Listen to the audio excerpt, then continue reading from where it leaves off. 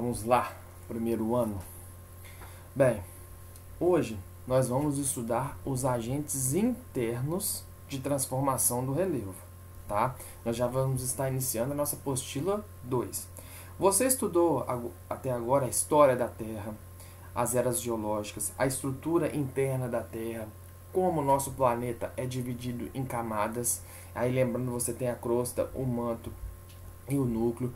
Você estudou as formas de relevo, que são 4: planalto, planície, depressão e montanhas.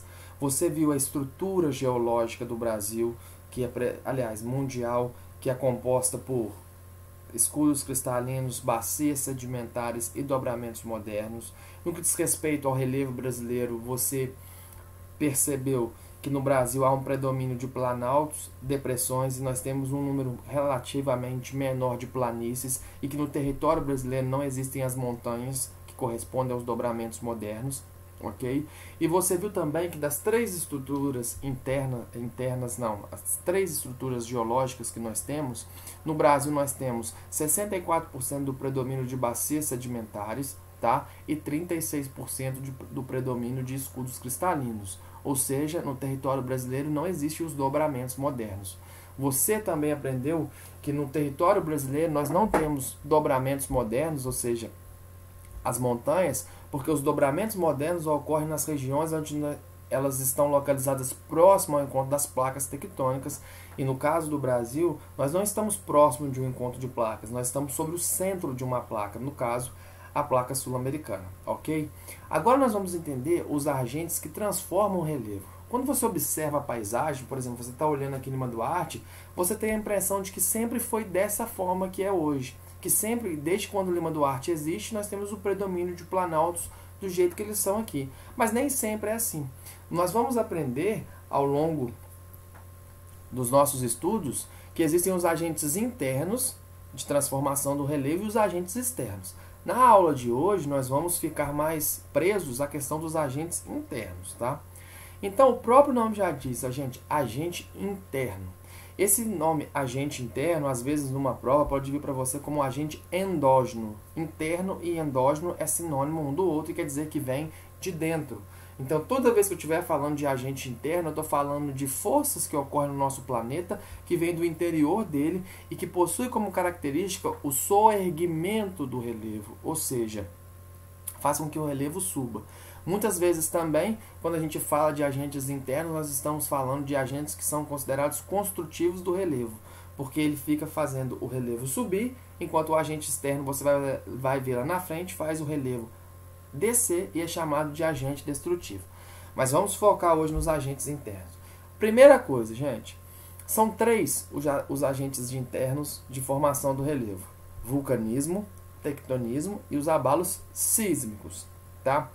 O vulcanismo, como o próprio nome diz, está relacionado aos vulcões, ou seja, está relacionado com o processo onde o magma sai do interior do nosso planeta, mais precisamente do manto, e chega aqui na superfície. E aí, quando o magma chega aqui na superfície, ele pode fazer com que ocorra o surgimento de algumas montanhas e de ilhas. Por quê? Porque ocorre uma acumulação e consolidação da lava expelida pelos vulcões, dando origem às montanhas e às ilhas. Então, por exemplo, você tem um exemplo aqui, ó, de um vulcão, o vulcão Stromboli, lá na Itália. E aí você observa que está saindo fumaça, e essa fumaça, consequentemente, quando ele entra em erupção, está relacionada à lava que está sendo liberada para ele na superfície. E aí você observa essa parte preta aqui. A lava, lembrando que lava é sinônimo de magma. No entanto, quando o magma chega na superfície, a gente chama ele de lava. Quando essa lava vem aqui, ela vem quente, como se fosse um rio de fogo. Só que aí a lava está quente, quando ela chega aqui na superfície, a temperatura dela cai. No que a temperatura dela cai, o que vai acontecer?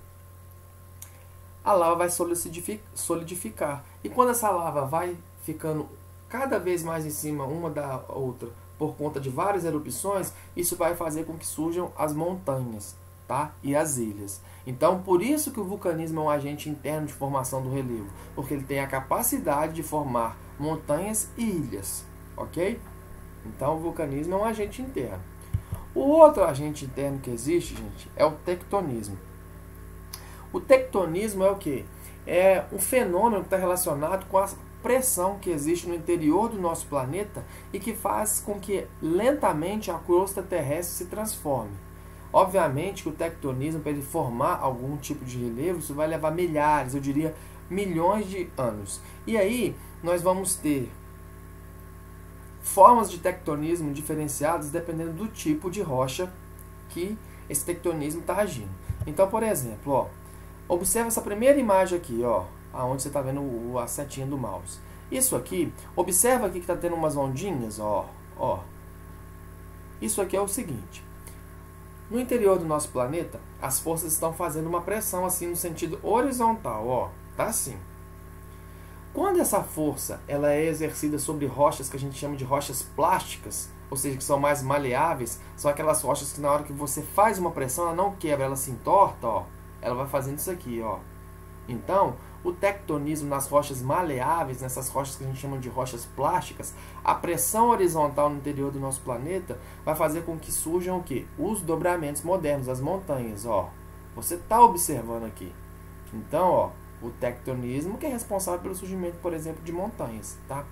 Já aqui embaixo, ó, você observa que aqui nós não temos dobramentos. Aqui nós temos uma falha. A falha, o que que acontece? Isso, vamos supor que aqui onde eu encontrei é só uma rocha. E aí, como ela vai sofrendo pressão do tectonismo, e ela não é uma rocha maleável, como aquelas rochas ali do período dos dobramentos, ela é uma rocha que a gente fala, uma rocha dura, ela vai sofrer pressão, ela vai quebrar. No que ela quebra e fica trincada, mais pressão ela sofre e ocorre um deslocamento, como você pode observar aí, onde uma parte fica mais em cima e a outra fica mais embaixo, tá?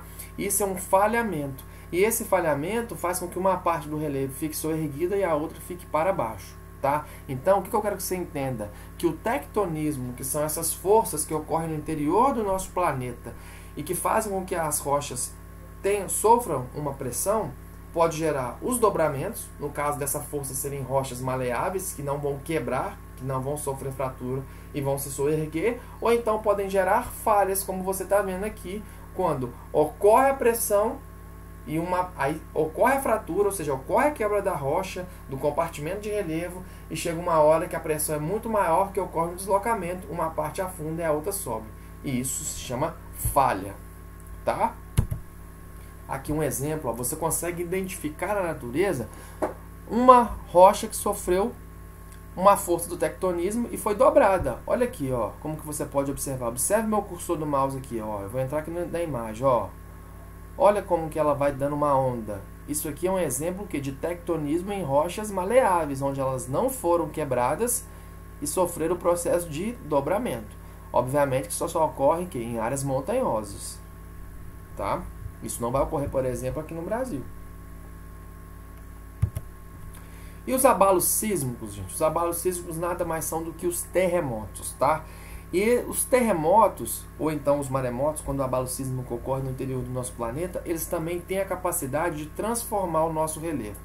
Por mais que você observe que quando existem terremotos, a gente vê a abertura de crateras, de fendas, na maioria das vezes, quando ocorrem os tremores, o nosso relevo ele tende a sofrer um soerguimento, tá? Por isso que as áreas onde são suscetíveis a terremotos, o relevo, a altitude do relevo é muito superior às áreas, por exemplo, como no Brasil, onde os terremotos são quase que inexistentes, ok? E aí, gente, ó, eu trouxe uma história para vocês aqui de 2004, acho que vocês nem eram nascidos, aliás, não, vocês não eram, vocês do primeiro ano, onde ocorreu um terremoto muito forte lá na Ásia, principalmente lá na Tailândia, tá? E aí atingiram 3 países do continente asiático, tá? E até da África.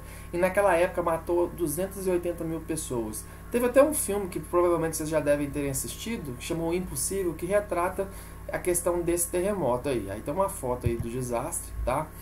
Aqui eu coloquei uma arte para vocês entenderem como se forma um tsunami, gente. Como que vai ocorrer o tsunami? Tem que ter o epicentro do terremoto no oceano. Epicentro é o quê?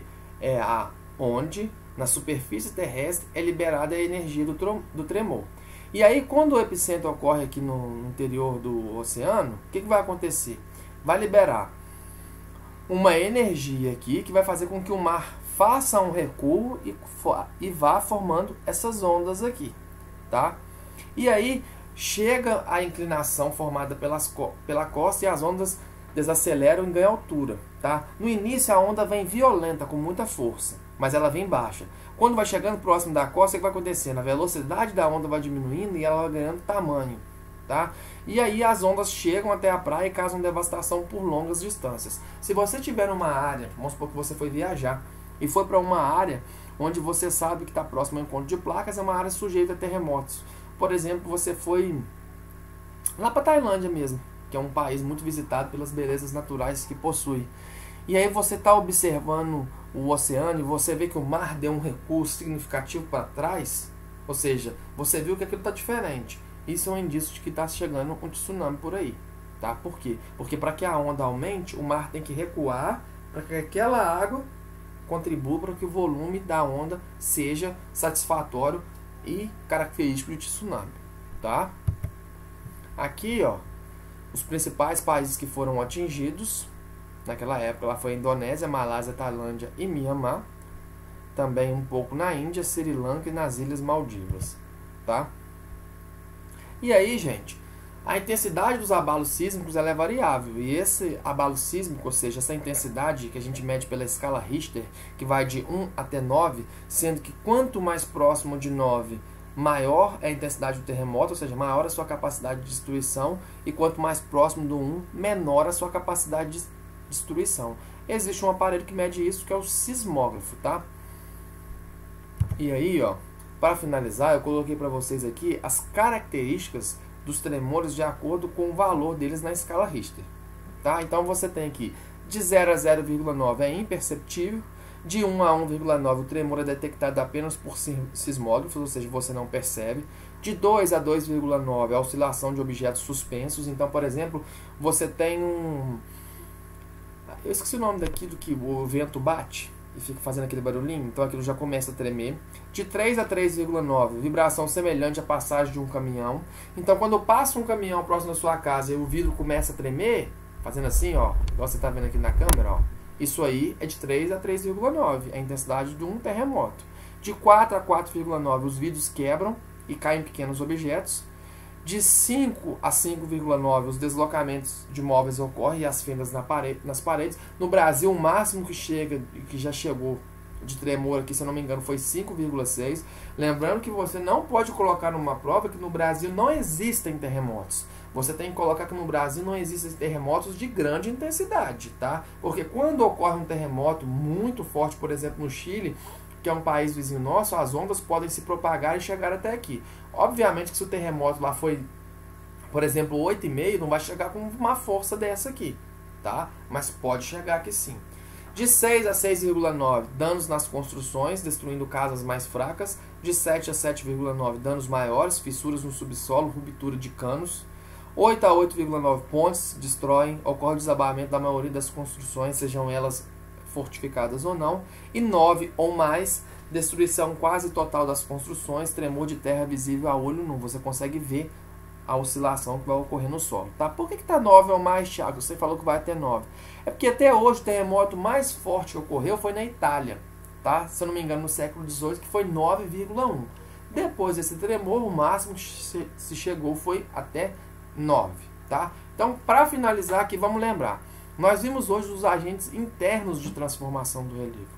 Os agentes internos ou endógenos, como eu já falei, e o próprio nome afirma, são agentes que saem do interior do nosso planeta. São 3 os agentes internos de transformação do relevo: vulcanismo, tectonismo e os abalos sísmicos, que podem ser os terremotos ou os maremotos. Ok? Um abraço para você e até a próxima aula.